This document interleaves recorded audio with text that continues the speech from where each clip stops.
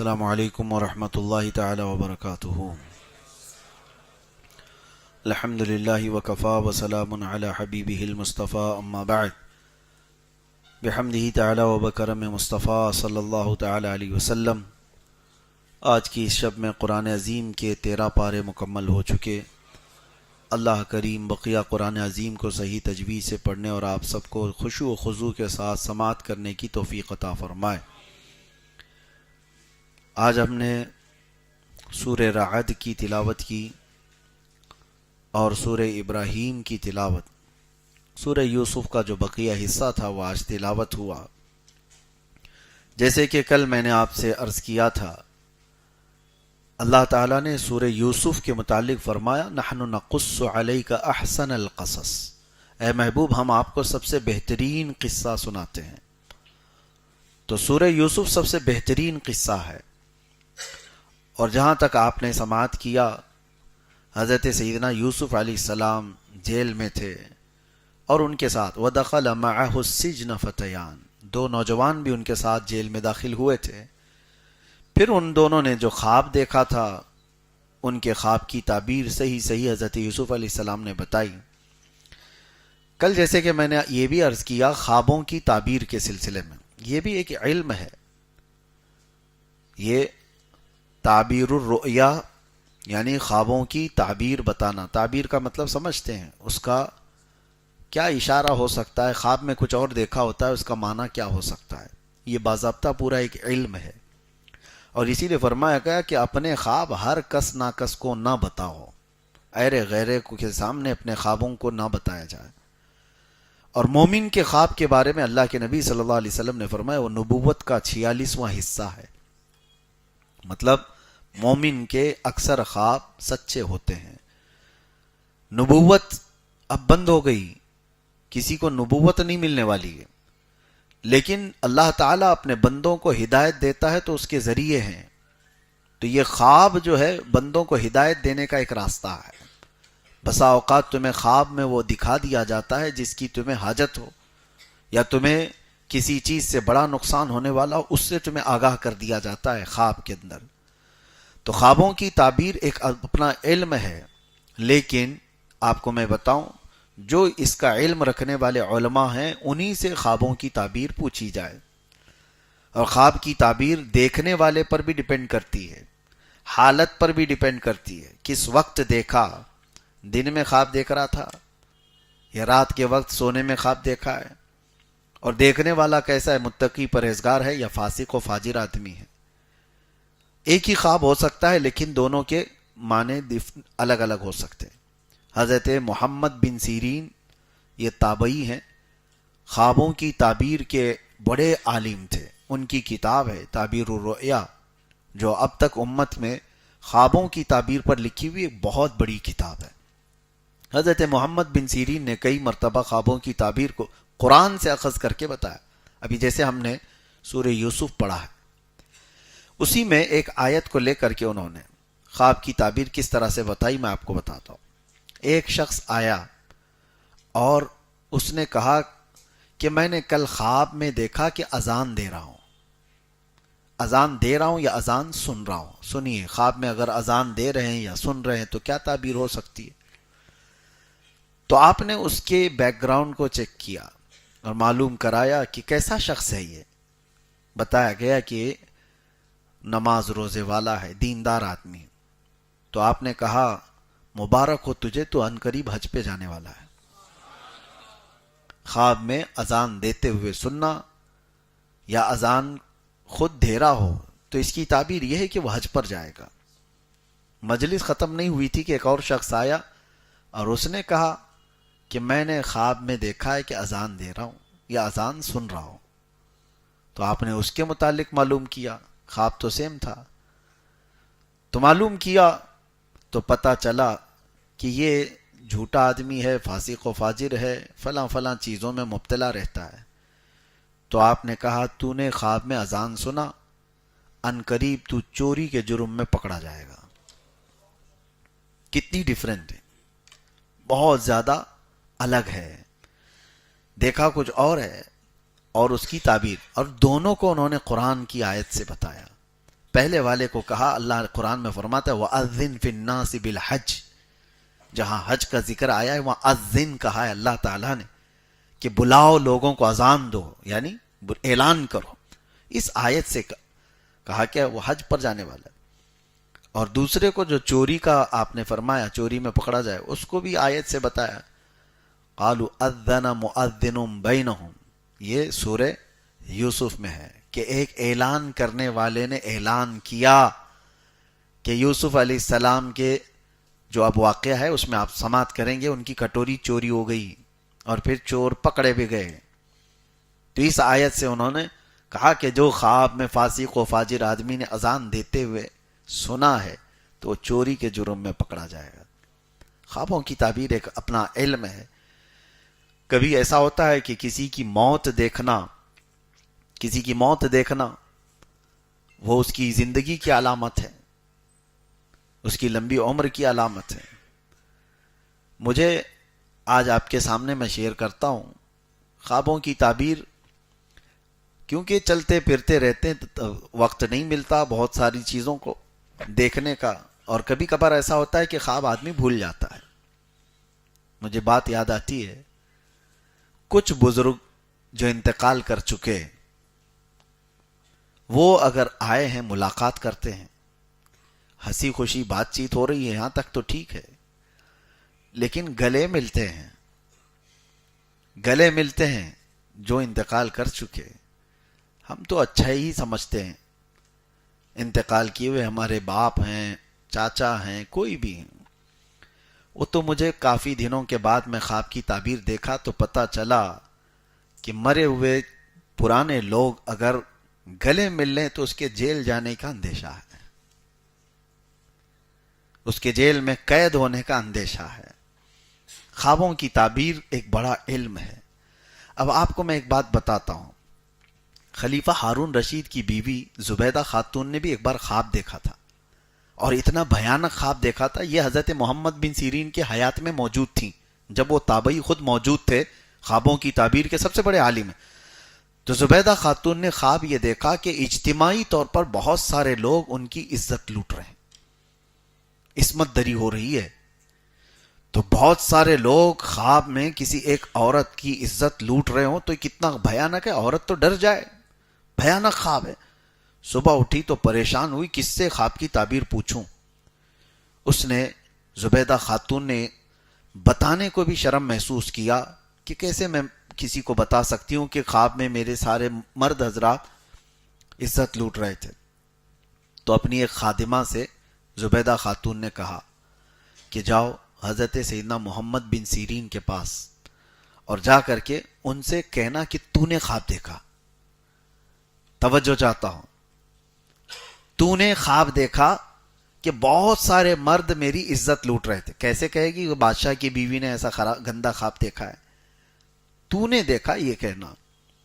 اور کیا خواب کی تعبیر بتاتے ہیں وہ آ کر مجھے بتانا. لوگ ہمارے پاس بہت آتے ہیں، ان کو پوچھنا ہوتا ہے اپنی بیوی کے بارے میں، لیکن وہ کہتے ہیں میرے دوست کی بیوی کو ایسا مسئلہ ہے. کوئی بات نہیں، آپ کی دوست کی بیوی کا بھی ہم جواب دیتے ہیں. اگر ایسا کوئی پوچھنا چاہتا ہے تو کوئی حرج نہیں ہے، حیا کی وجہ سے. خود کی بیماری کو بھی اگر کسی دوسرے پہ ڈال کے پوچھتا ہے میرا دوست ہے اس کو ایسا پرابلم ہے، کوئی بات نہیں، آپ کو بھی ہو سکتا ہے. تو ہمیں اتنا تو اندازہ ہوتا ہے. تو یہ زبیدہ خاتون نے بھیجا اپنی خادمہ کو یہ کہہ کر کے تو کہنا کہ تو نے خواب دیکھا ہے. اب ہوتا کیا ہے سنیے، ایسے خوابوں کو آپ ہمارے پاس مت بھیجنا.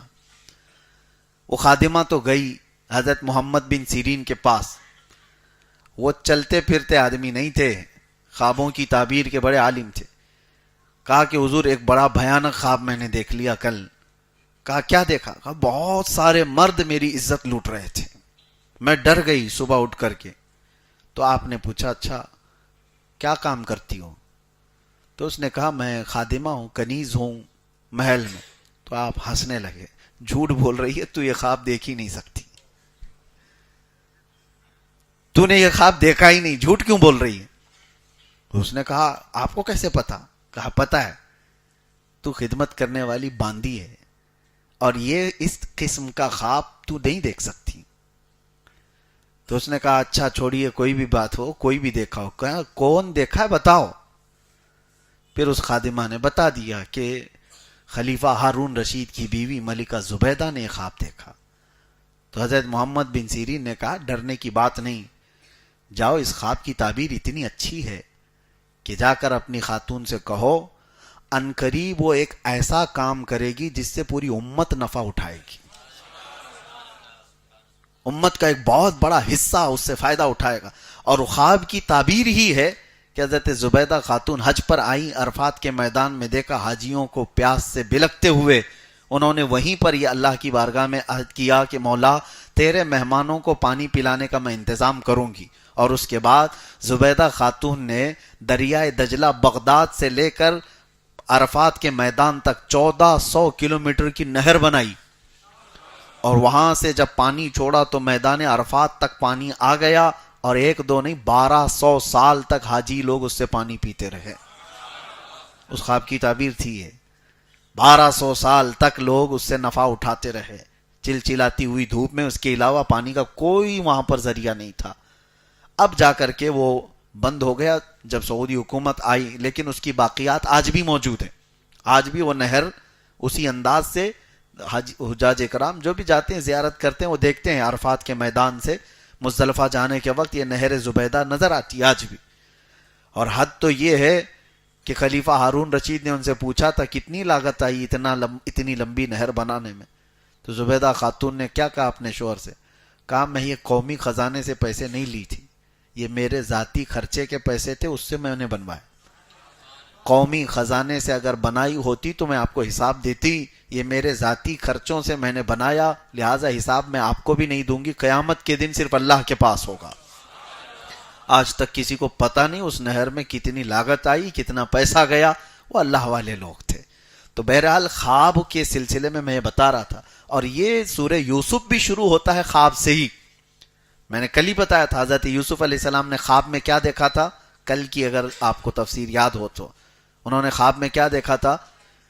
11 ستارے، 1 چاند اور 1 سورج ان کو سجدہ کر رہا. یہ خواب ذہن میں رہے. اور اس کے بعد کیا کیا ہو گیا یوسف علیہ السلام کے ساتھ؟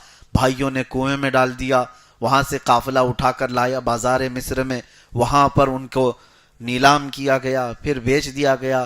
عزیز مصر کے گھر آئے، زلیخا خاتون فدا ہوئی، الزام لگا، جیل گئے. جیل میں کتنے سال؟ 1400 سال چلے گئے. اس کے بعد وہ وقت آیا جب بادشاہ نے بھی خواب دیکھا. دیکھیں خواب کے ارد گرد گھوم رہی ہے بات. اس زمانے کا جو بادشاہ تھا اس نے خواب دیکھا. وہ خواب کیا دیکھا؟ وقال الملك انی ارى 7 بقرات سمان یاکلهن 7 عجاف.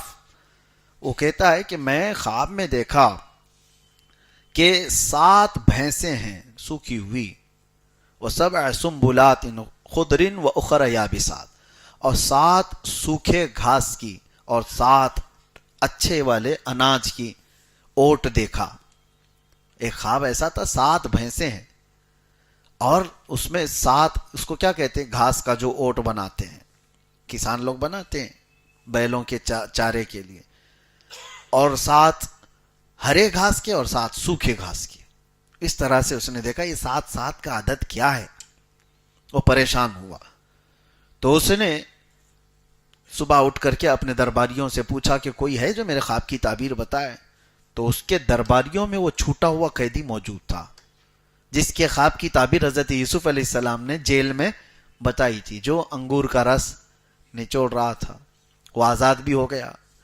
اس نے کہا کہ ہاں مجھے ایک آدمی پتا ہے جو جیل کے اندر رہتا ہے، خوابوں کی سچی سچی تعبیر بتاتا ہے. تو بادشاہ نے کہا اس کو لے آؤ. تب یوسف علیہ السلام کو جیل سے آزاد کر کے لایا گیا. یوسف افتنا فی 7 بقرات، یوسف ایھا الصدیق افتنا فی 7 بقرات. اب بادشاہ کہتا ہے اے یوسف میرے یہ 7 بھینسوں والے خواب کی تعبیر بتاؤ کیا ہوگا.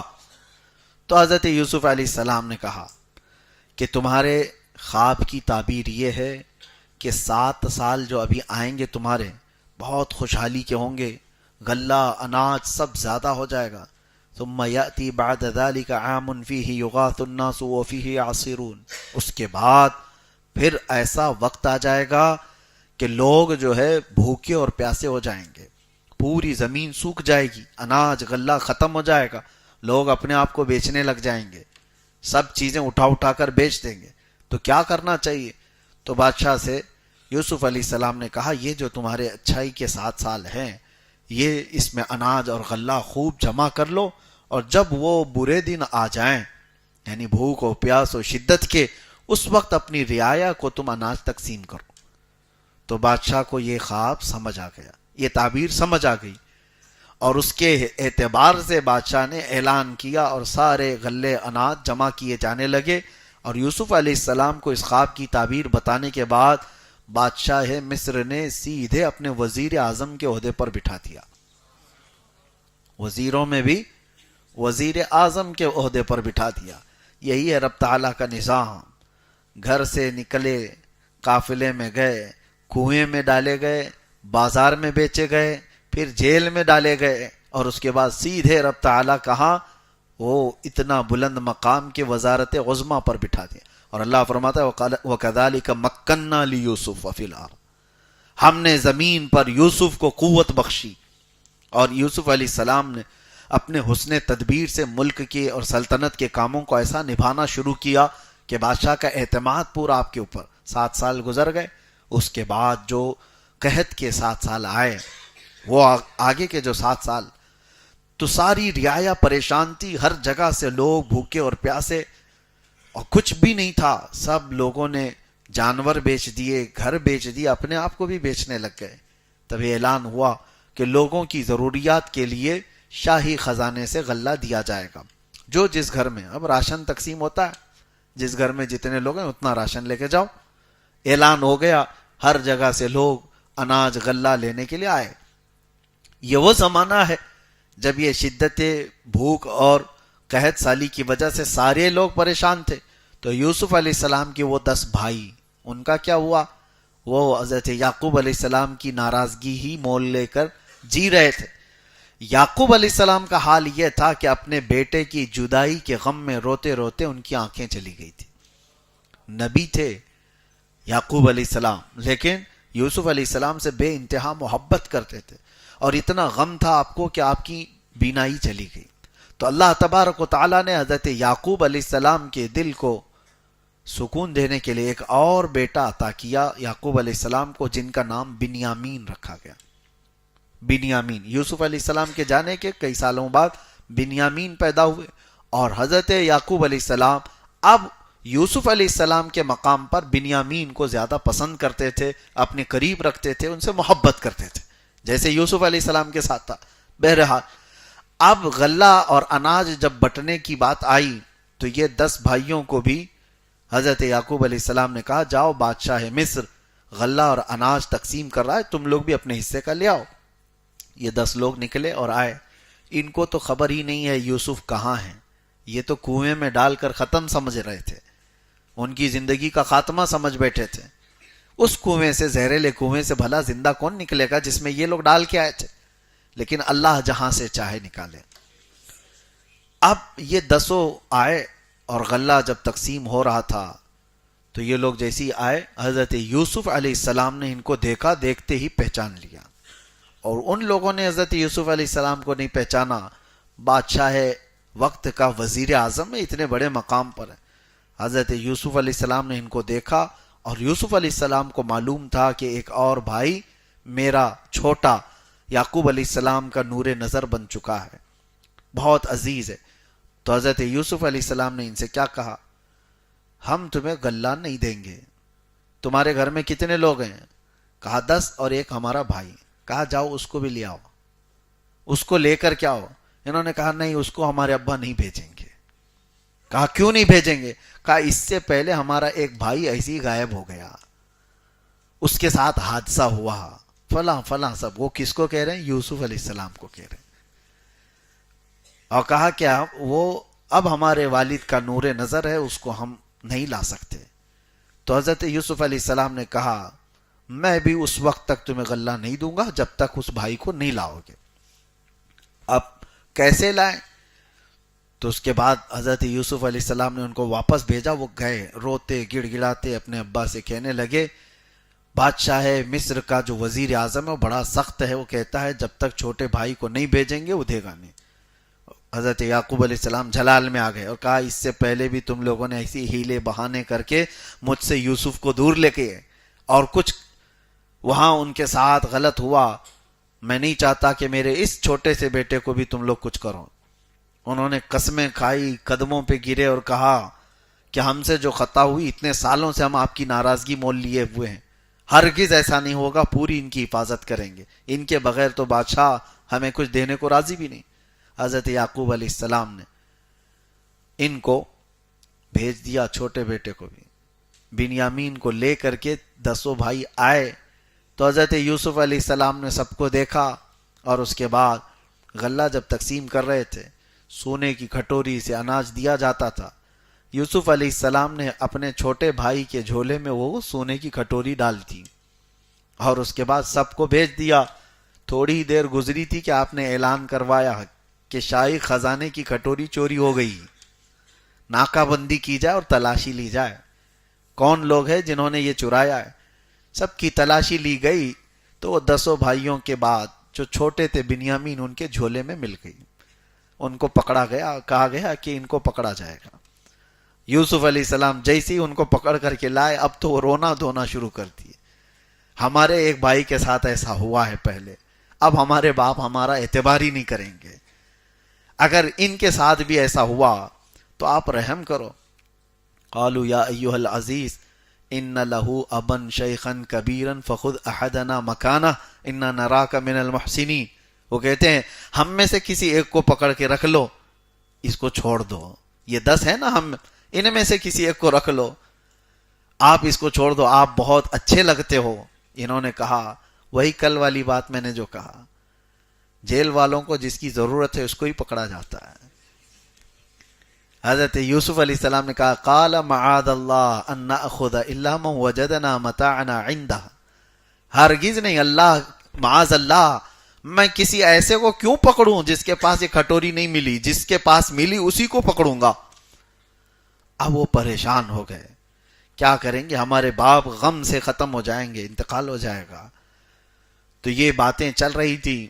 حضرت یوسف علیہ السلام نے پھر ان سے کہا کہ جاؤ تمہارے والد کو بھی لے آؤ. کہا وہ کیسے آئیں گے؟ تو حضرت یوسف علیہ السلام نے اپنا جبہ اتار کے دیا, کہا یہ لے جاؤ اور اپنے باپ کے چہرے پر ڈال دینا. قرآن پاک میں ہے اذهبوا بقمیصی ھذا فالقوه علی وجہ ابی. جاؤ ہمارے باپ کے چہرے پر یہ ڈال دو جبہ. اور پھر حضرت یوسف علیہ السلام نے یہ بھی کہا ڈال دو گے تو ہوگا کیا, ان کی بینائی واپس آ جائے گی. اب سنیے, یہ جبہ لے کر چلتے ہیں. وَلَمَّا فَصَلَتِ الْعِيرُ قَالَ أَبُوهُمْ إِنِّي لَأَجِدُ رِيحَ يُوسُف. حضرت یعقوب علیہ السلام کہتے ہیں جیسے یہ بھائی ان کے جبہ لے کر چل رہے تھے وہ گھر میں پریشان تھے, گھر والوں سے کہہ رہے ہیں مجھے یوسف کی خوشبو آ رہی ہے. جیسے جیسے وہ لوگ قریب آتے گئے حضرت یعقوب کہتے ہیں انی لأجد ریح یوسف. گھر والوں نے کہا آپ تو پرانی محبت میں ابھی بھی ہیں, آپ کو ہر جگہ یوسف یوسف یوسف نظر آتا ہے. قالوا تاللہ انک لفی ضلالک القدیم. لوگوں ان کے گھر والوں نے کہا, لیکن حضرت یعقوب علیہ السلام کا یہ گمان نہیں تھا, وہ یقین تھا. کیا کئی چیزیں ملتی ہیں نبی کو دور سے ہی خوشبو محسوس ہو رہی ہو اپنے بیٹے کی, اور وہ بھی نبی ہیں. ایک نبی کو دوسرے نبی کی خوشبو محسوس ہو رہی ہے, نبی کا پاور دیکھیں, نبی کی طاقت دیکھیں. اب اس کے بعد آیتیں سنیں. یہ بریلویوں کے واقعات نہیں, کہانی جس کو کہہ کر کے لوگوں میں پھیلا دیا جاتا ہے کہ یہ کہانیاں سناتے ہیں. آؤ کہانی نہیں, قصہ وہ جو اللہ تعالیٰ کہہ رہا ہے احسن القصص, اور اس میں ہمارا عقیدہ موجود ہے. فلما ان جاء البشیر القاہ علی وجہہ. اور کہتے ہیں کہ یہ لوگ جو جبہ لے کر کے آئے تھے وہ لائے, حضرت یعقوب علیہ السلام کے چہرے پر ڈال دیا. فرتد بصیرا, ان کی آنکھیں آ گئی. ارے نبی کا جبہ لگا ہے, نبی کا جبہ, اور یوسف علیہ السلام کا یوسف علیہ السلام کا جبہ اگر نبی کو، اور وہ بھی ان کے باپ ہیں یعقوب علیہ السلام، ان کے چہرے پر ڈالا تو قرآن کہتا فرتد بصیرہ، ان کی آنکھیں واپس آ گئی. لوگ ہمیں شرک شرک شرک کے فتوے دیتے رہ گئے کہ یہ نبی پاک کے منہ مبارک سے فائدہ اٹھاتے ہیں، یہ نبی پاک صلی اللہ تعالی علیہ وسلم کے نالین پاک سے جبہ مبارک سے فائدہ اٹھاتے ہیں. قرآن میں پڑھو یعقوب علیہ السلام نے اپنے بیٹے نبی یوسف علیہ السلام کے جبے سے فائدہ اٹھایا اور آنکھیں واپس آئی. اب یہاں اندازہ کرو ایک نبی کا جبہ دوسرے نبی کو فائدہ دے سکتا ہے تو امتی کو کیوں نہیں دے سکتا؟ ارے امتی کو تو بدرجہ اولا دے گا، نبی کو جب فائدہ دے رہا ہے تو امتی کو کیوں نہیں دے گا؟ اور دوسری بات یہ ہے میرے عزیزو، حضرت یوسف علیہ السلام کا وہ جو جبہ ہے، قرآن پاک کی یہ بات میں کہہ رہا ہوں، جو آپ کے جسم سے مس ہوا یہی تو اس کا تعلق ہوگا، اس کے علاوہ اس جبے میں کیا کوئی چیز ہے؟ کوئی کرنٹ تھا، کچھ اور تھا؟ جسم پاک سے آپ کے مس تھا، یہی تو نسبتوں کے قائل سنی ہیں. جسم سے جو لگ جائے وہ چیز متبرک ہو جاتی ہے، وہ اعلیٰ ہو جاتی ہے. اور یہ ہمارا نہیں، ام سلمہ رضی اللہ تعالی عنہا ام المومنین حضور کی زوجہ ہے، حضور کی زوجہ، ان کے پاس حضور صلی اللہ علیہ وسلم کے 3 منہ مبارکات تھے اور وہ اپنے پاس سنبھال کر رکھتی. مدینے میں جب کبھی کوئی بہت بیمار ہوتا حضرت ام سلمہ وہ دھو کر کے اس کا پانی دیتی، اس کو شفا مل جاتی. یہ برسوں تک معمول رہا اور یہ ازواج مطہرات کا معمول تھا. لوگ آج اور جن کو تبرک سے کچھ لینا دینا ہے ہی نہیں، مر گیا مردود، نہ فاتحہ نہ درود، انہیں کیا ان کے دلیلوں سے فائدہ ہو؟ ہاں نبی آخر الزمان صلی اللہ تعالی علیہ وسلم کی چیزوں سے. ابھی آپ آگے کی تفسیریں پڑھیں گے، حضرت جبرائیل جس راستے پر چل رہے تھے موسیٰ علیہ السلام کا گھوڑا پکڑ کر کے، جب وہ دریا عبور کر کے، آپ کو حکم ہوا تھا فرعون سے بچنے کے لیے عصا مارو 12 راستے کھل جائیں گے، آپ اپنی فوج کو لے کر، اپنے مومنین کی جماعت کو لے کر موسیٰ علیہ السلام دریا عبور کر رہے تھے. اس وقت سامری نام کا ایک شخص جو امت موسوی میں تھا، اس نے دیکھ لیا تھا جبرائیل کو گھوڑا پکڑ کر کے آگے جا رہے ہیں. ایک ملک ہے، یعنی فرشتہ ہے. ان کے پیروں کے نیچے کی مٹی اٹھایا تھا، ان کے پیروں کے نیچے کی مٹی اٹھایا. اور جب موسیٰ علیہ السلام کوہ طور پر گئے تھے تو اس نے کیا کیا؟ پورے لوگوں کے سونے چاندی جمع کیے، پگھلا کر کے ایک بچڑا بنایا. ہاں وہاں پر بھی اس نے گاؤں ماتا بنایا اور اس کے بعد اس میں وہ مٹی ڈال دیا. کون سی؟ جو جبرائیل امین علیہ السلام کے قدموں کے نیچے سے اس نے اٹھایا تھا. ہاں قرآن پاک میں قال بصرت بما لم يبصروا به فقبضت قبضة من اثر الرسول فنبذتها وكذلك سولت لي نفسي. وہ کہتا ہے میں نے وہ سونے کے بنے ہوئے بچڑے کے منہ میں وہ مٹی ڈال دیا تو بچڑا بولنے کے قابل بن گیا. بیٹری والا بچڑا نہیں تھا، ہاں سیل لگا کر کے بولا جا رہا ہو. اس زمانے میں موسیٰ علیہ السلام کے زمانے میں اس نے بولنے کے قابل بنایا اور لوگ جو ہے اس کو خدا سمجھ بیٹھے. کتنے تو شرک کر گئے، سجدے میں گر گئے، اس بچڑے کی محبت ان کے دلوں میں بیٹھ گئی اور شرک ایسا کیے کہ اللہ کا عذاب آیا ان پر. موسیٰ علیہ السلام جب واپس آئے تو دیکھ کر جلال میں آئے. اب یہاں میں بتانا چاہتا ہوں جبرائیل امین کے قدم کے نیچے کی مٹی اٹھا کر کے بے جان بچڑے کے منہ میں ڈال دیا جائے وہ بولنے کے قابل ہوتا ہے، تو جہاں رحمت عالم صلی اللہ علیہ وسلم جس مدینے پہ چلے ہوں، کیا وہ مدینے کی مٹی کھا کے شفا نہیں ہوگی؟ تراب المدینۃ فیہ شفاء، مدینے کی مٹی میں شفا ہے. غبار المدینۃ فیہ شفاء، وہاں کی دھول میں بھی شفا ہے. صحابہ جب مدینہ طیبہ سے چلتے تھے تو اپنے چہروں پر لگی ہوئی دھول کو صاف نہیں کرتے، اکثر اس لیے کہ وہ جلد کے لیے شفا ہے. حضور پاک صلی اللہ علیہ وسلم کے قدم جہاں پر پڑے ہیں وہ شفا ہے.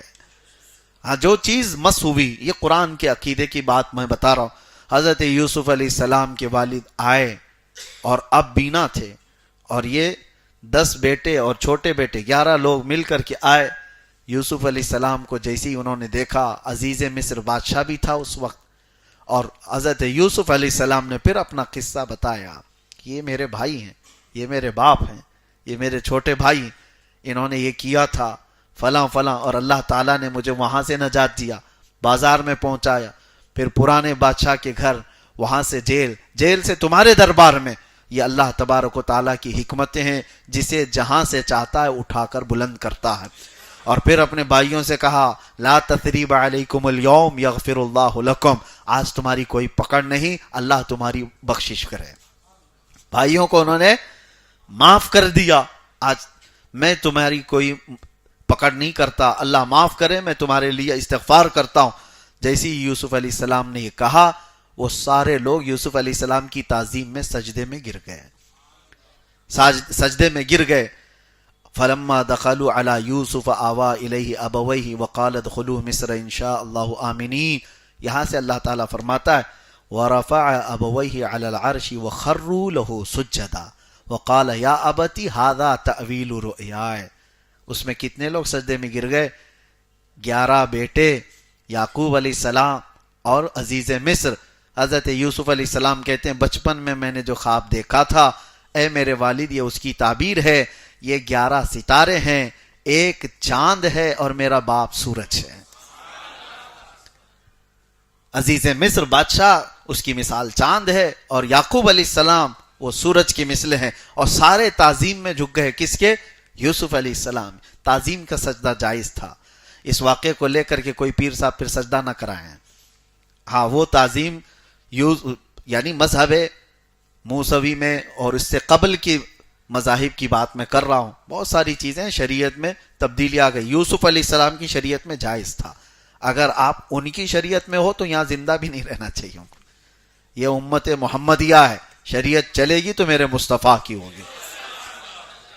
بہرحال حضرت یوسف علیہ السلام کا واقعہ یہاں پر تمام ہوا، اور اللہ تبارک و تعالیٰ نے ان بھائیوں کو جو معاف فرمایا، اس میں ایک بہت نفیس عمدہ نکتہ مفسر شہیر حکیم الامت بیان فرماتے ہیں، احمد یار خان رحمۃ اللہ علیہ۔ دیکھیں توجہ، بھائی جو ہے، اگر دیکھا جائے تو ایک نبی کے ساتھ انہوں نے بہت بڑا برا کام کیا ہے، نبی کو مارنے کا کام، اور نبی کے ساتھ جب کوئی اس طرح کی حرکت کرتا ہے تو معاف ہوتا نہیں۔ تاریخ کے اعتبار سے دیکھیں گے، اگر آپ معاف ہوتے نہیں وہ لوگ، نبی کو نقصان پہنچانے والے اس طرح کے۔ لیکن یہاں پر ان بھائیوں کو جو معاف کیا گیا، اس کی ایک وجہ بتائی گئی۔ آپ سوچیں، حضرت یوسف علیہ السلام کو انہوں نے کنویں میں جو ڈالا، وجہ کیا تھی ان کی؟ کس لیے وجہ کیا تھی؟ وہ چاہتے تھے کہ یعقوب علیہ السلام سے ہم قریب ہو جائیں، یعقوب علیہ السلام سے ہم۔ تو حضرت حکیم الامت فرماتے ہیں ان کا جو یہ گناہ تھا نا، وہ ایک نبی سے قریب ہونے کے لیے تھا۔ بات سمجھ میں آ رہی؟ انہوں نے جو یہ خطا کی ہے اپنے بھائی کے ساتھ، جب وہ ابھی نبی نہیں تھے، لیکن کیا بھی کیوں؟ ایک نبی سے قریب ہونے کے لیے، یعقوب علیہ السلام سے قریب ہونے کے لیے انہوں نے خطا کی تھی۔ تو اللہ تبارک و تعالیٰ اپنے نبی کے لیے کرنے والی کوئی خطا کو معاف کر دیتا ہے۔ یہ حکیم الامت بیان فرماتے ہیں، نبی کیا قرب حاصل کرنے کے لیے، نبی کی محبت حاصل کرنے کے لیے ہو گئی ان سے خطا، جان بوجھ کے اب نہیں کرنا چاہیے، لیکن ہوئی ہے خطا، تو اللہ تعالیٰ اس کو معاف فرما دیتا ہے۔ اسی لیے میرے عزیزو، نبی کے لیے جو جو چیزیں کی جاتی ہیں نا، وہ نشانی بن جاتی ہیں۔ اسی طرح سے آج بھی ہاجرہ، سیدہ ہاجرہ کا دوڑنا یہ نشانی کیوں بن گیا؟ پانی پلانے کے لیے اپنے بیٹے کے لیے وہ دوڑتی رہیں، پانی تو ان کو ملا نہیں، اللہ تعالیٰ نے اسماعیل علیہ السلام کے قدموں کے نیچے سے ہی پانی ظاہر کر دیا، لیکن ان کا دوڑنا عبادت کیوں ہو گیا؟ اس لیے کہ وہ ایک نبی کی پیاس بجھانا چاہ رہی تھی، ایک نبی کے لیے دوڑی تو وہ نشانی بن گئی۔ آج جو نبی کے لیے کھڑا ہوگا وہ دنیا کی نشانی بن کر رہے گا، جو نبی کی محبت میں کھڑا ہو اللہ تبارک و تعالیٰ اسے نشانی بنا دیتا ہے۔ سورہ یوسف کو اللہ تبارک و تعالیٰ نے جتنی تفصیل سے بیان کیا ہے، آپ کو بھی چاہیے کہ سن کر کے چلے نہ جاؤ، بلکہ اپنے بچوں کو بھی یہ احسن القصص بیان کرو۔ اللہ کے نبی یوسف علیہ السلام کون تھے، ان کا خاندان کیا تھا، ان کے ساتھ کیا کیا ہوا۔ بعد کی بہت سارے الحاقات بھی ہیں، قرآن میں جتنا آیا میں نے آج بیان کر دیا، اور بھی کچھ بہت ساری چیزیں حضرت زلیخا کے بارے میں بہت ساری روایات آئی ہیں کہ یوسف علیہ السلام سے پھر ان کی ملاقات ہوئی، بعد میں انہوں نے یوسف علیہ السلام کو معاف بھی کیا، ان کی عمر بھی زیادہ ہو گئی تھی، پھر اللہ تبارک و تعالیٰ نے یوسف علیہ السلام کی دعا سے ان کو جوانی بھی دی اور پھر انہوں نے نکاح بھی کیا۔ یہ دوسری روایات ہے، لیکن قرآن پاک میں اس کا ذکر نہیں ہے۔ بہرحال بہت ساری چیزیں ایسی ہیں جس کا ضروری نہیں ہے، حضرت زلیخا کے ساتھ کیا ہوا کیا نہیں ہوا، ہمیں جتنا بتایا گیا ہے اتنا جاننا ضروری ہے، اور جس چیز سے ہمارے لیے عبرت ہے اللہ نے اس کو بیان کر دیا یا رسول اللہ نے اس کو بیان کر دیا۔ لیکن کچھ لوگ، ابھی مجھے بہار سے ایک فون آیا تھا اور وہ کہہ رہے ہیں کہ مسلسل 1 مہینے سے میں آپ کو رابطہ کرنے کی کوشش کر رہا ہوں، بہت پریشان ہوں۔ تو میں نے پوچھا کیا ہے، کس چیز کے لیے، کون سی ایسی چیز ہے؟ انہوں نے کہا حضرت موسیٰ علیہ السلام کی بیوی کا نام کیا تھا؟ تو میں کہا آپ کو اس سے کیا لینا دینا ہے؟ امت محمدیہ میں آپ کو کسی چیز نہیں، میں بس ایسی پریشان تھا۔ اسی طرح سے حضرت امام احمش ایک بڑے بزرگ تھے، ان کے پاس ایک نے سوال کیا تھا شیطان کی بیوی کا نام کیا تھا؟ آپ نے جواب میں کہا میں اس کی شادی میں گیا نہیں تھا۔ لا یعنی چیزوں کو مت پوچھو، جو تمہاری زندگی میں حلال و حرام، فرض اور واجب، وہ چیزیں جو تم سے، تمہاری شریعت سے ریلیٹڈ ہیں، تمہاری زندگی سے تعلق رکھتی ہیں، وہ سوالات کیے جا سکتے ہیں اور ان کی کھوج بھی کی جا سکتی ہے۔ باقی دو تاریخ کا حصہ ہے، پچھلے تاریخ کا حصہ، جتنا اللہ نے اور اس کے رسول نے ہمیں بتایا بس اتنا ہی کافی ہے، اور باقی ان کی زندگیاں جتنی طویل گزری ہیں۔ اب 1,24,000 کم و بیش نبی، ان پر ایمان ہے یا نہیں؟ سب کا ذکر نہیں آیا ہے قرآن پاک میں اور حدیث پاک میں، سب کا ذکر نہیں آیا، اور آپ کو حکم بھی نہیں دیا گیا کہ ڈھونڈ ڈھونڈ کے نکالو ابھی، اور آپ کر بھی نہیں سکتے۔ جتنے نبیوں کے ذکر آپ کو ضروری تھے، عبرت کے لیے سنانے تھے، اللہ نے سنا دی اور نبی پاک صلی اللہ علیہ وسلم نے بتا دی۔ تو جتنا ہمارے پاس تاریخ کا حصہ ہے اتنا ہی ہمیں معلوم کرنا چاہیے، اس کے علاوہ کی ضرورت نہیں۔ ہاں، آپ کو زندگی گزارنے کے معاملات پر ضرور توجہ دینی چاہیے، حلال کیا ہے، حرام کیا ہے، میرے لیے یہ کھانا صحیح ہے یا نہیں، یہ کام کرنا صحیح ہے یا نہیں، ان تمام چیزوں کی تحقیقات کرو۔ اللہ تبارک و تعالیٰ کہنے سننے سے زیادہ عمل کی توفیق عطا فرمائے۔ ایک آیت کریمہ اور ہم نے تلاوت کی ہے، اللہ فرماتا ہے الذین آمنوا وتطمئن قلوبهم بذکر اللہ الا بذکر اللہ تطمئن القلوب۔ اللہ فرماتا ہے بے شک وہ لوگ جو ایمان لائے ان کے دلوں کا سکون اللہ کے ذکر سے ہے۔ آگاہ ہو جاؤ، آگاہ ہو جاؤ، اللہ بذکر اللہ، اللہ فرماتا ہے خبردار، اللہ کے ذکر سے دلوں کو سکون ملتا ہے۔ اپنے دل کو سکون دینا چاہتے ہو، قرار واقعی دینا چاہتے ہو، اللہ کے ذکر میں اپنے آپ کو مصروف رکھو۔ برسوں ہو جاتے ہیں، مہینوں ہو جاتے ہیں، لوگ اللہ کا ذکر نہیں کرتے۔ ذکر کی کئی قسمیں ہیں، ذکر باللسان یعنی زبان سے، ذکر بالجوارح اعضاء سے بھی اللہ کا ذکر کرتا ہے آدمی، اور عبادت کے ذریعے سے بھی اللہ کا ذکر کرتا ہے، قلب سے بھی اپنے اللہ کا ذکر کرتا ہے۔ ذکر کے کئی طریقے ہیں، اور اللہ نے قرآن میں کیا فرمایا؟ فَاذْكُرُونِي اذکرکم، تم میرا ذکر کرو میں تمہیں یاد کروں گا۔ اللہ تبارک و تعالیٰ کا یہ وعدہ ہے، اور وہاں یاد کرے گا جہاں دنیا تمہیں یاد نہ کرے۔ تمہاری قبر میں کوئی تمہیں پوچھنے والا نہیں، لیکن اللہ تبارک و تعالیٰ تمہیں وہاں پر یاد فرمائے گا۔ تو یہ ذکر کے بغیر مردہ ہے آدمی، اور ایسی ہی سمجھ لو ہماری روح بیمار ہوتی چلی جاتی ہے۔ دل کے متعلق فرمایا میرے آقا صلی اللہ علیہ وسلم نے، جب پیدا ہوتا ہے بندہ تو ایسا اس کا دل صاف شفاف آئینے کی طرح ہوتا ہے، پیدا ہوتا ہے، اور جب وہ بڑا ہو کر شعور آتے ہیں اور گناہ کرتا ہے تو اس کے دل پر ایک دھبا لگایا جاتا ہے، اور اس کے بعد وہ دھبا اس کو دوسرے گناہ پر ابھارتا ہے۔ ایک بار کر لیا نا تو کیا فرق پڑتا ہے، کچھ ہوا تو نہیں، دوسرا گناہ کرتا ہے، پھر تیسرا گناہ کرتا ہے، پھر چوتھا گناہ کرتا ہے۔ یہ گناہ اس کو اور آگے پش کرتے جاتے ہیں کہ پہلا والا گناہ اس کو تقویت دیتا ہے، سپورٹ کرتا ہے، کچھ ہوتا نہیں ہے، ایک بار جھوٹ بولنے سے کچھ ہوا تو نہیں، بچہ شروعات یہاں سے کرتا ہے، چوری کر کے بھی دیکھ لیا کوئی پکڑا نہیں، اور دوسری کر لو، دوسری کے بعد تیسری، تیسری کے بعد بڑی، یہ چلتا رہے گا۔ اور میرے آقا صلی اللہ علیہ وسلم فرماتے ہیں ایک وقت ایسا آ جاتا ہے اس کے دل پر کالے نقطے بیٹھتے بیٹھتے پورا دل کالا ہو جاتا ہے، اور دل جب کالا ہو جاتا ہے تو پھر اس کو نہ عبادتوں میں دل لگتا ہے، نہ قرآن پڑھ سکتا ہے، نہ زیادہ دیر تک مسجد میں بیٹھ پاتا ہے، نہ غربا و مساکین کو خیرات کر پاتا ہے، نہ اس کو آیات عذاب ہلا پاتے ہیں، نہ آیات قبر. وہ جنازے دیکھتا رہتا ہے، قبرستانوں میں ٹھٹے مار کر ہنستا رہتا ہے. یہ اس کی علامتیں ہیں جس کا دل کالا ہو چکا ہے.